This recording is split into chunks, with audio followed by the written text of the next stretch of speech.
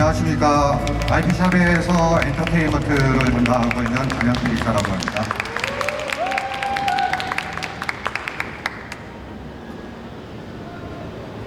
다음 장 넘겨주실래요? 자, 오늘 제가 발표할 주제는 요즘 제일 핫한 NFT, 블록체인. 이게 음악 산업에 어떻게 매칭이 돼서 음악 산업을 바꿀 건지 이 부분에 대해서 발표해 보겠습니다. 그 다음 장이요.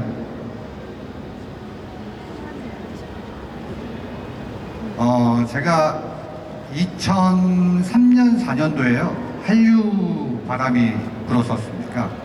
그때 이제 제일 한류 바람이 불었던 게 겨울연가 드라마가 일본 쪽에서 대박이 터지는 바람에 일본 쪽에 엄청난 한류 바람에 시초가 됐었죠. 그때 당시에 제가 K-POP 음원을 일본 쪽에 유통 사업을 했었습니다.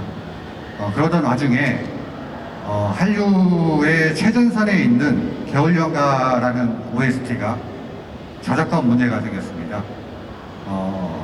OST를 만든 제작사 쪽에서 일본 쪽에서 불법 서비스가 되고 있는데 이 음원에 대한 정확한 징수가 이루어지고 있지 않다. 그래서 저한테 요청이 와가지고 제가 일본 제작사를 찾아서 한국의 OST 제작한 회사와 미팅을 시켜서 저작권 문제를 해결했던 적이 있었습니다. 자, 이런 문제는 지금 2022년, 20년이 지난 시점에 과연 문제가 없을까요? 한 가지 예로 들면 이무진의 신호등이라는 곡이 있습니다. 이게 해외에 나갔을 때 신호등이라는 단어가 영어로 다양하게 표현이 될 겁니다. 트래픽 라이트라든가 시그널이라든가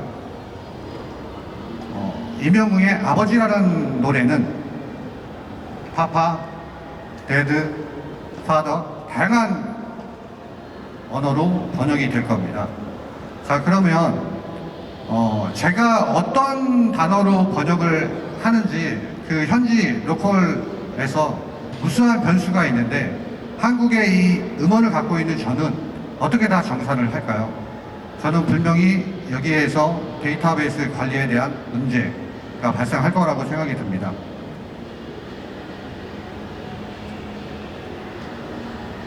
이 블록체인 NFT라고 하는 거는 디지털 인증서, 그 다음에 컨텐츠에 대한 투명성을 담보로 하고 있는 기술력이라고 생각합니다. 그래서 오늘 제가 이 기술을 음악 산업에 어떻게 매칭시킬지, 어떤 산업을, 음악 산업을 변경시킬지에 대해서 발표를 해보겠습니다. 자, 음악 산업을 우리가 이해하기 전에 첫 번째 블록체인 NFT가 디지털이라는 키워드가 있지 않습니까? 자, 그러면 우리나라의 디지털 음악 시장의 시작은 1999년 벅스에서 시작이 됐습니다. 네, 그 당시에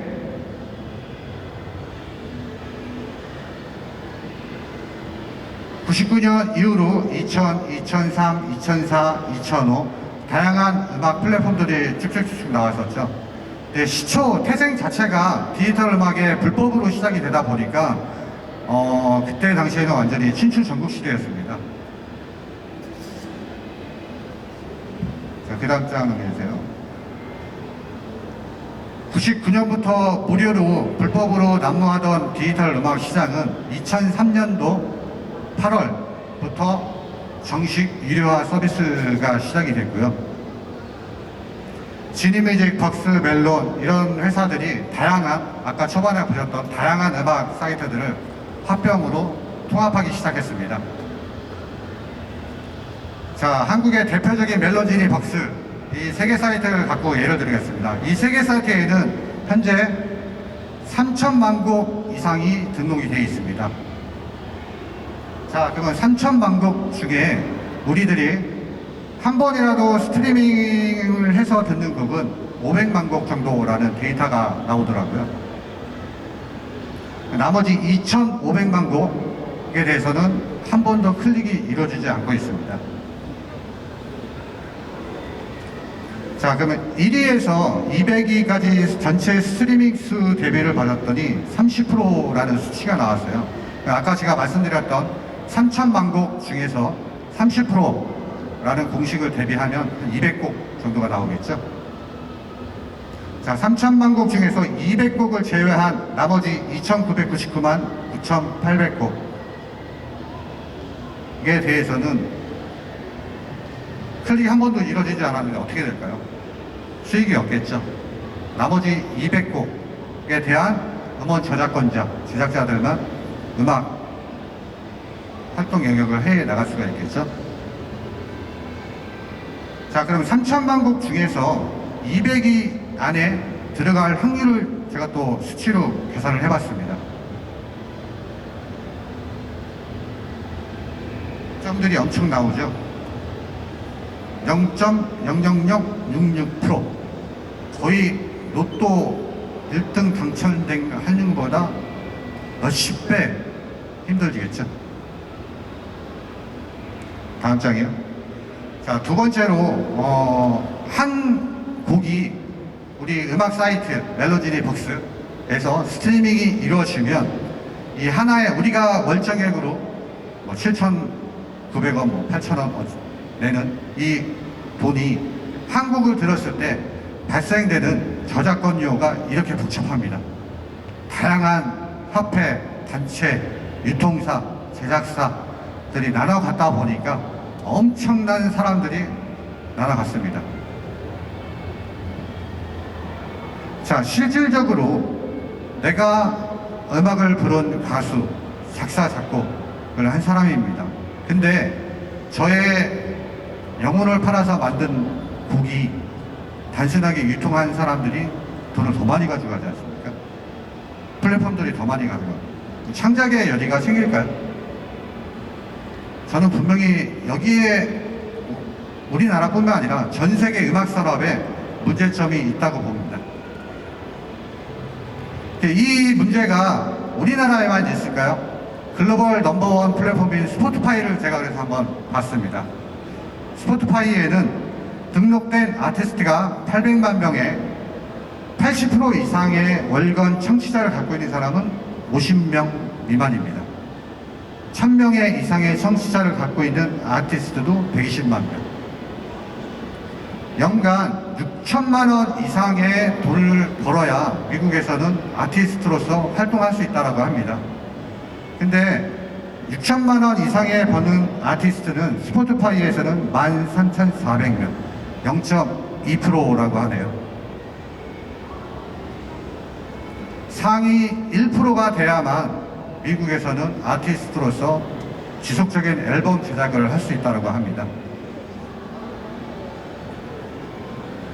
자, 근데 아까 보셨지만 0.2%, 1%, 로또보다 힘든 확률의 아티스트 생활, 다시 이 친구들이 여기에 나갈 수 있을까요? 그래서 대부분 생계수단으로 음악 작업은 스트리밍 서비스가 아닌 공연, 굿즈, 상품으로 대부분 메인 수익 모델을 잡고 생계를 하고 있다고 합니다.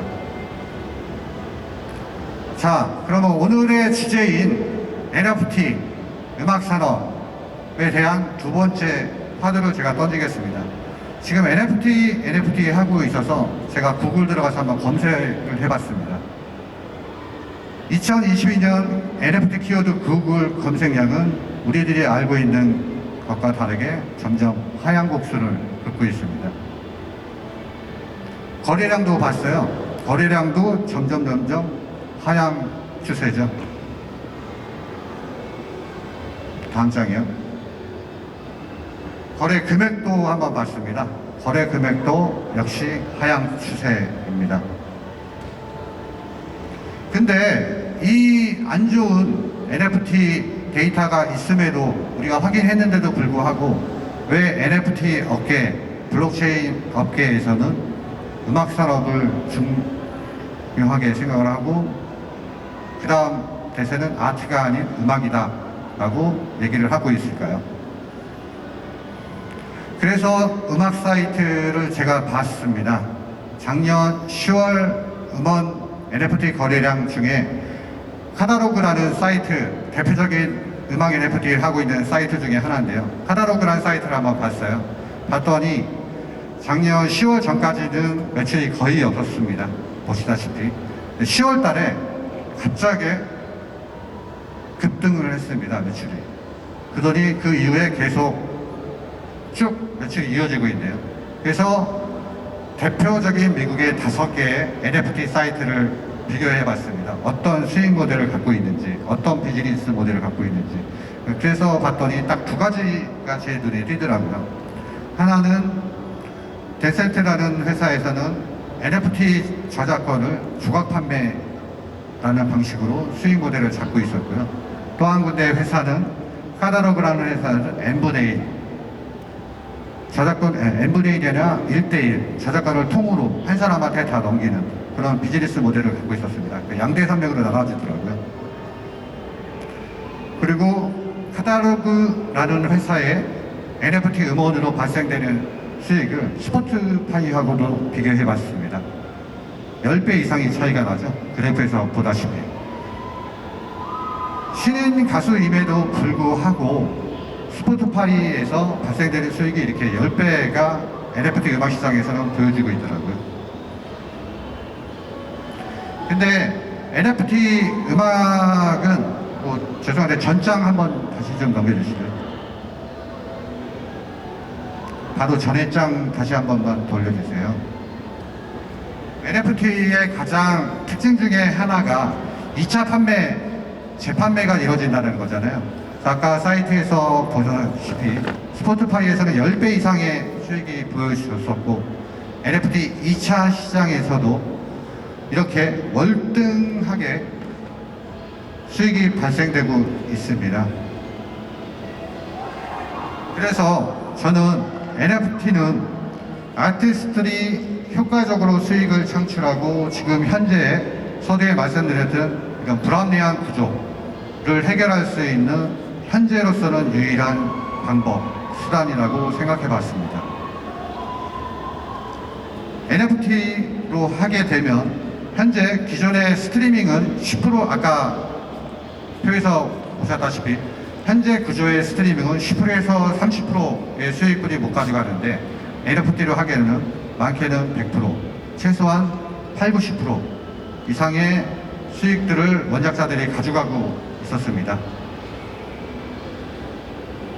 그리고 NFT, 음악 NFT로 제가 기획을 해보면 보시다시피 팬클럽, 1대1 소통, 미공개 음악, 콘서트 티켓, 컬렉션, 저희가 좋아하는 아티스트 후원, 다양한 수익 비즈니스 모델을 NFT에 집어넣어서 상품 판매를 할 수가 있습니다.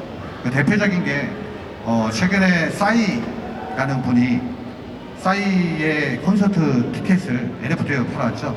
그래서 티켓 선예매권이라는 형식으로 팔았고요. 각종의 아이돌 그룹들이 디지털 카드로 해가지고 엔하이픈이라는 친구들이 이번에 발매를 했었고요. 그 다음에 FT 아일랜드 이용기 씨도 NFT 음원 해가지고 5분, 9분 만에 또 다 완판했고요. 계속 이런 식으로 지금 현재 NFT 시장이 발전하고 있더라고요.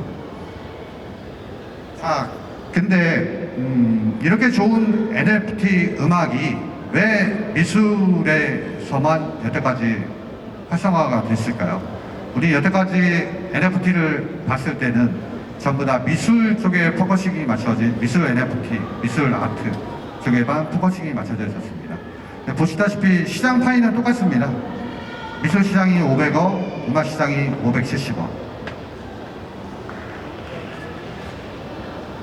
바로 저작권 문제 때문입니다. 미술 같은 경우는 작가, 갤러리, 심플하죠. 계약의 주체가. 근데 음악 같은 경우는 아까 제가 도표에 보여드렸다시피 무수한 관계자들이 얽히고 설켜 있다 보니까 하나하나의 저작권을 푸는데 너무 힘듭니다. 자, 그러면 여기에서 BTS, 블랙핑크, 아이유, 선우정아 과연 누가 더 음악적인 가치가 있을까요? 인기의 척도가 아니라 음악 투자자 입장에서 봤을 때 가치 기준은 과연 뭘까요? BTS가 가장 좋을까요? 개양 취향 아닐까요? 저는 선우정아 노래가 더 가슴에 와닿거든요. 개인 취향이라고 봅니다. NFT는 제가 방금 말씀드렸듯이 투자의 기준이 다릅니다. 인기의 척도가 아니라 투자의 가치, 그 다음에 수익성, 이거에 포커싱이 맞춰집니다. 우리가 주식 투자를 하듯이. 그랬을 때 이미 다 알려져 있는 가수들보다는 신인 가수 쪽이 투자의 가치가 더 높지 않을까요? 수익률도 더 높게 나오고. 그래서 예를 들어서 이런 사례들을 한번 찾아봤습니다. 미국의 신인 아티스트 할랭 마을이라는 친구가 있는데, 이 친구가 NFT 음원을 냈습니다. 이 친구가 벌어들이는 돈은 3억 2천만 원을 벌어들였습니다. 이 3억 2천만 원을 아까 말씀드린 글로벌 넘버원 음악 사이트인 스포티파이에서 발생을 하려면 어느 정도 걸리나 추산해 봤더니, 스포티파이에서는 5,800만 번이 재생이 돼야 3억 2천만 원이라는 돈을 벌 수 있다고 합니다. 스포티파이에서 월 4천만 번 이상이 돼야 아까의 3억 2천만 원 수익을 얻을 수 있고요. NFT가 신인 가수한테 준 가장 큰 혜택을 받은 가수 중에 한 명이겠죠. 자, 저희 IP샵은 그래서 생각했습니다. 신인 가수에게 집중할 수 있는 NFT 음원을 한번 만들어 보자 해서 작곡가, 작사가, 프로듀서들을 라인업을 먼저 만들었습니다. 현역으로 항상 활발하게 활동하고 있는 100여 명의 작사, 작곡자를 통해서 매월 30곡에서 50곡 정도의 음원을 제작을 해서 현재 200곡 이상의 신인 아티스트의 IP를 확보했습니다. 그리고 이렇게 만들어진 아티스트를 저희는 중국, 일본, 미국, 유럽, 남미 쪽에 해외 유통을 지금 하고 있습니다. 나라 수로 따지면 한 30개국이고요. 채널 수로 따지면 한 80개의 채널입니다. 이쪽을 통해서 저희가 만든 IP를 NFT로 글로벌 비즈니스를 하려고 합니다. 자, 이상입니다.